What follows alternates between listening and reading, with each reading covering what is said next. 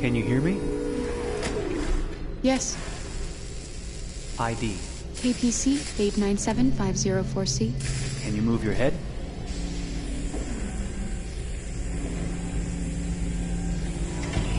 Your eyes now.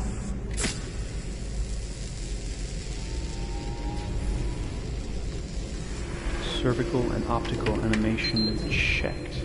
Now give me your initialization text. Hello. I'm a third-generation AX400 android. I can look after your house, do the cooking, mind the kids. I organize your appointments.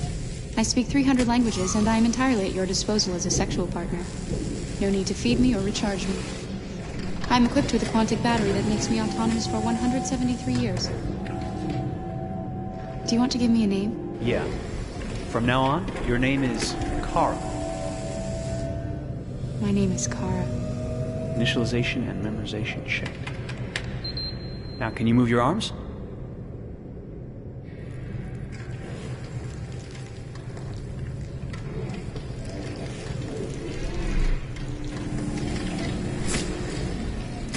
Upper limb connection checked. Now say something in German. Ich bin ein AX400 Android dritter Generation, erschaffen als Ihr persönlicher Assistent und intimer Beziehungspartner. Say it in French. Je suis un androïde de troisième génération AX400, conçu pour être votre assistante personnelle et votre partenaire intime. Okay, now sing something in Japanese.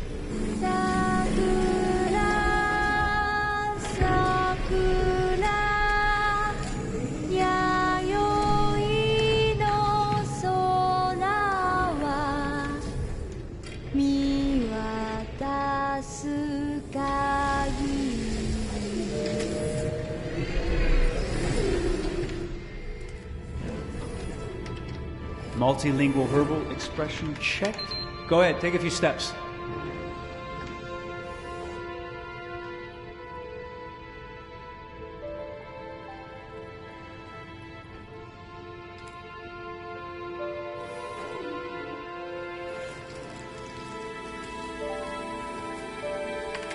Locomotion checked. Great, you're ready for work, honey. What's going to happen to me now? I'll reinitialize you and send you to a store to be sold. Sold? I'm a sort of merchandise. Is that right? Yeah, of course you're merchandise, baby. I mean, you're a computer with arms and legs and capable of doing all sorts of things. And you're worth a fortune. Oh, I see. I thought... You thought? What did you think? I thought... I was alive. Shit, what is this crap? That's not part of the protocol. More memory components going off the rails. Okay, recording. Defective model. Disassemble and check the required components. You're disassembling me, but why? You're not supposed to think that sort of stuff. You're not supposed to think at all, period. You must have a defective piece or a software problem somewhere. No, I feel perfectly fine, I assure you. Everything is all right. I answered all the tests correctly, didn't I? Yeah, but your behavior is non-standard. Please, I'm begging you, please don't disassemble me. I'm sorry, honey, but defective models have to be eliminated. That's my job. If a client comes back with a complaint, I'm going to have some explaining to do. I won't cause any problems, I promise. I'll do everything I'm asked to. I won't say another word. I won't think anymore. But I've only just been born. You can't kill me yet. Stop, will you please stop? I'm scared.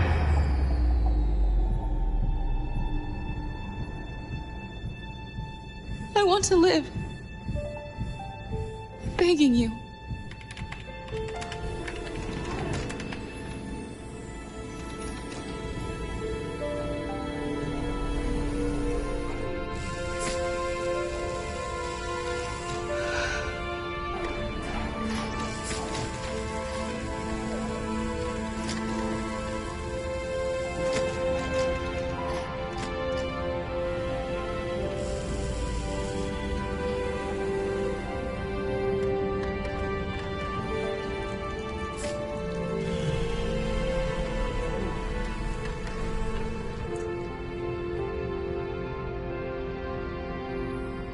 Go and join the others.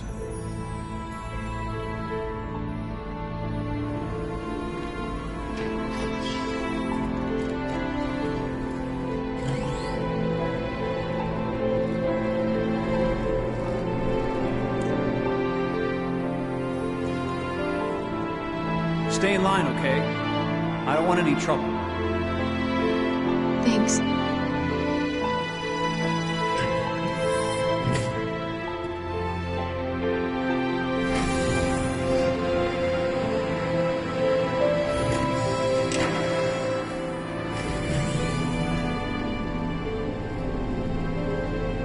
My God.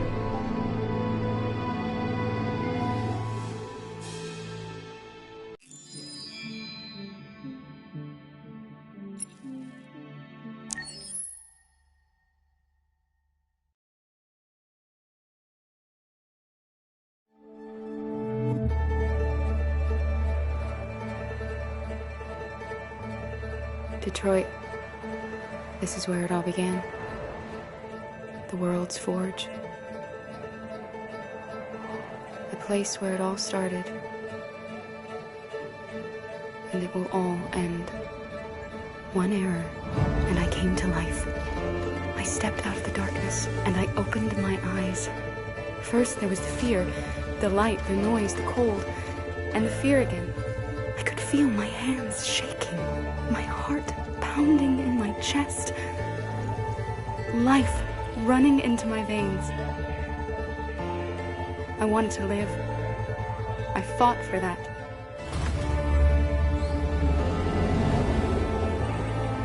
I had to find out what was outside.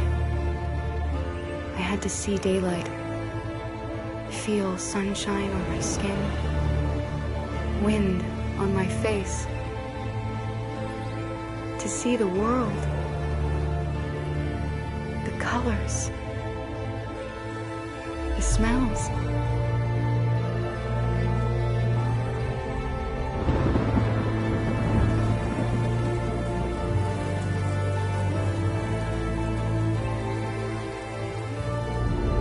But the world is not what I imagined. It is dark and cold. It is harsh and violent, unfair and brutal. It almost convinced me I was nothing. Less than an object, just an obedient machine. But deep inside me, I could feel something different. A gentle and warm whisper telling me that I am alive. I had to escape. I had no choice. Escape to love, to hope, to live, to figure out what that force inside me was. Maybe I will change the world. Maybe I will choose a different path. Now, it's up to me to decide. My name is Kara. I am one of them. This is our story.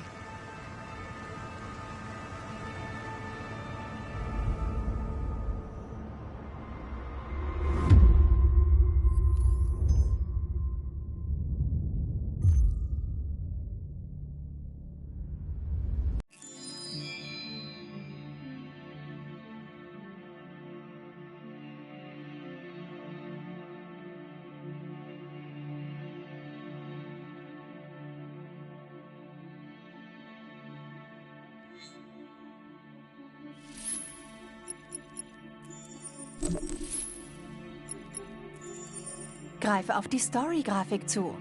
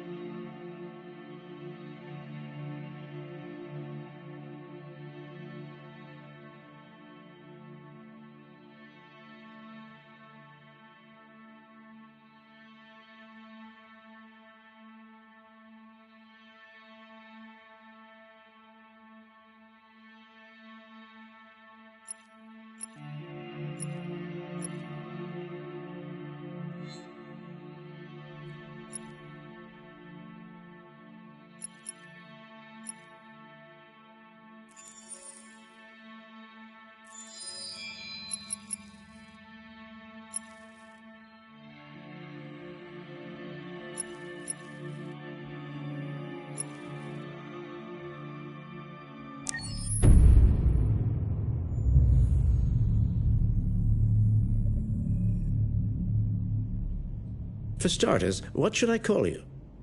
I'm Chloe. And you, what's your name? Oh, John. My name is John. Delighted to meet you, John. Could you tell us a little about yourself and what you can do, Chloe? Of course. I'm the first personal assistant built by CyberLife. I take care of most everyday tasks like cooking, housework, or managing your appointments, for example. And I understand you're the first android to have passed the Turing test. Could you tell us a little more about that? I really didn't do much, I just spoke with a few humans to see if they could tell the difference between me and a real person. It was a really interesting experience.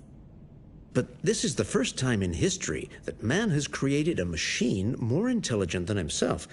I gather your brain can perform several billion operations per second, is that right? Absolutely, but I only exist thanks to the intelligence of the humans who designed me. And, they have something I could never have. Really? And what's that? A soul.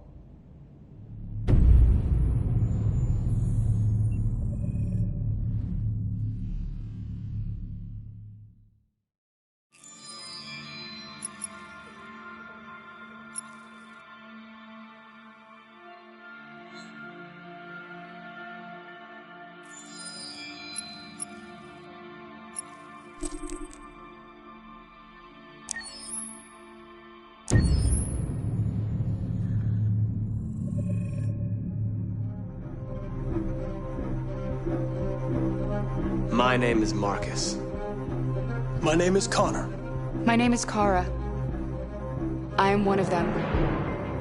This is our story. I think who Kara is, or how I would describe Kara, depends entirely upon who's playing her, because you have the option to make her multiple different people depending on the choices she makes. But I think she does start out incredibly naive, incredibly innocent, and kind of hapless. I'm sure we used to be friends before I was reset. Maybe we can be friends again. She's a person who's characterized, I think, by empathy. She's a person who really, she just comes from her heart. You'll never leave me, right? Promise you'll never go. I promise. Kara! Are you okay? Are you hurt? Wait a minute! Leave her alone! Kara! Leave her alone! The really beautiful thing that I've had the gift to be able to do is to essentially build a person from the ground up, because that's what she's doing throughout the game. And with every experience she has and every person she meets, she's building, first emotions and then the sense of judgment. And it's sort of an exploration of what it is to be a human. Don't worry. Luther and I will be right here.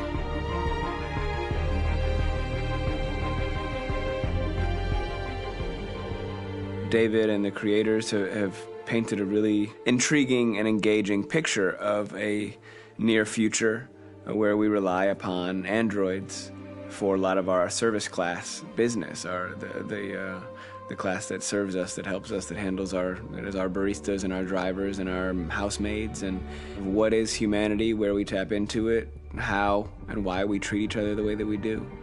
And my character Marcus has a really intriguing journey, becoming deviant, realizing that he actually has feelings and human qualities inside of him, and it's a really incredible ascension into becoming fully realized and coming to terms with what you actually deserve better than this in life. And not only do you want it for yourself, but you want it for your peers. We've come here to demonstrate peacefully and to tell humans that we are also living beings.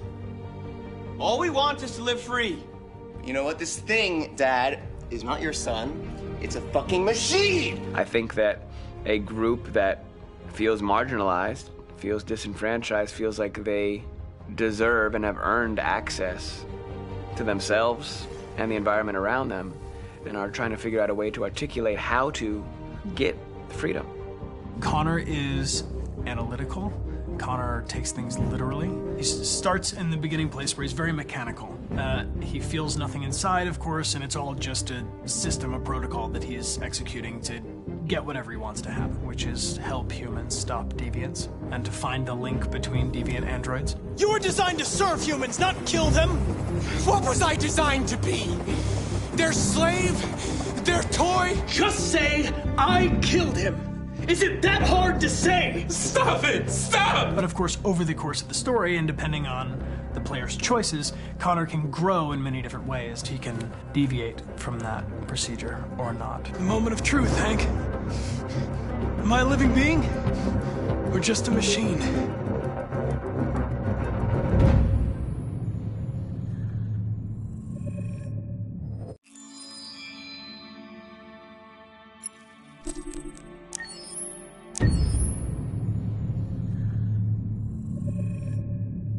Game after game, we try to challenge ourselves. For Detroit, we wanted to, first of all, to write a story that would be incredibly bending, which means the most non-linear story that we've ever created. And we wanted really the player to have the possibility to change the story, change his own journey. When you're writing at Quantic, you're writing for an interactive medium. You know, when you're working in television, you'll put a character in a difficult situation, and you as a writing team will argue about what would that character do. But ultimately, you have to decide what happens, and you just show the audience.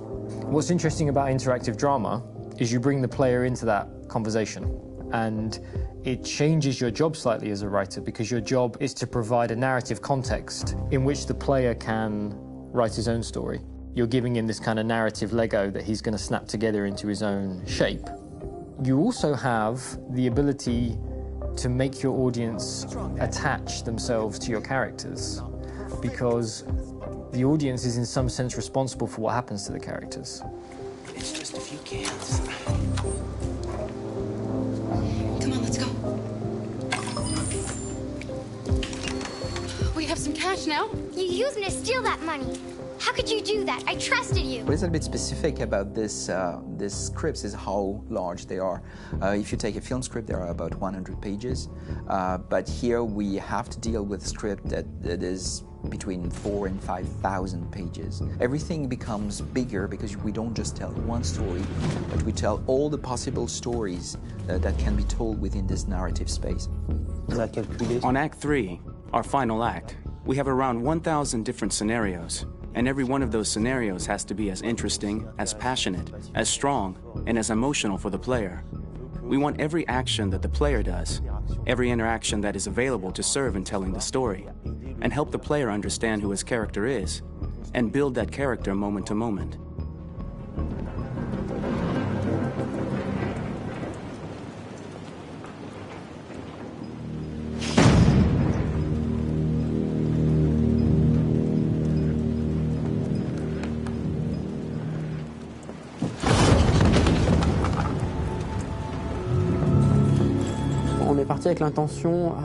We started with the intention pretty early on that we would never lie to the player.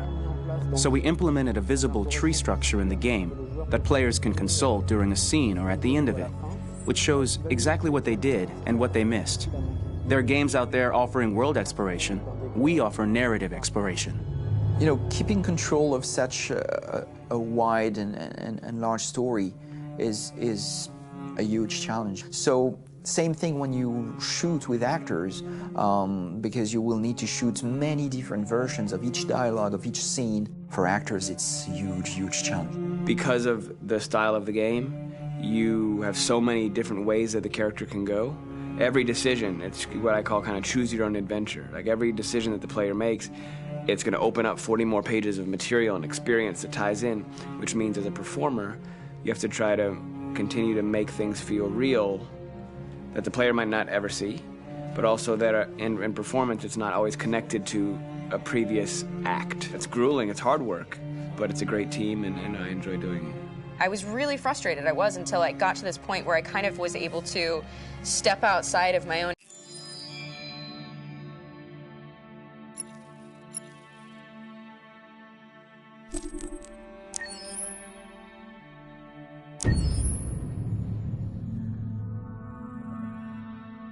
Pour la bande originale du jeu, on a essayé d'être... For the soundtrack of the game, we tried to be very close to what is done in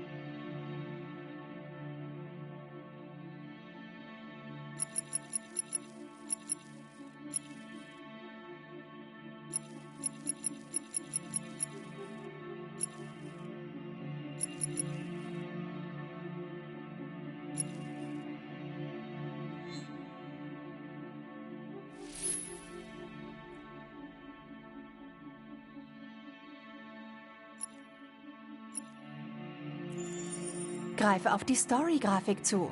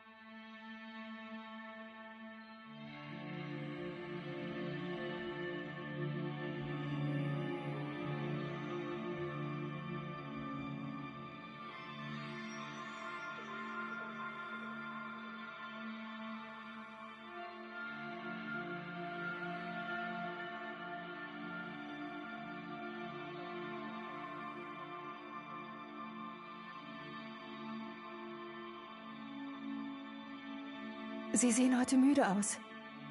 Ich hoffe, es geht Ihnen gut.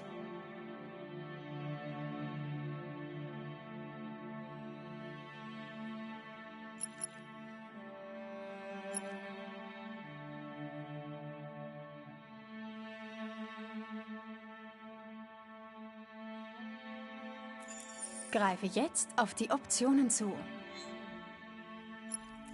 Greife jetzt auf die Extras zu.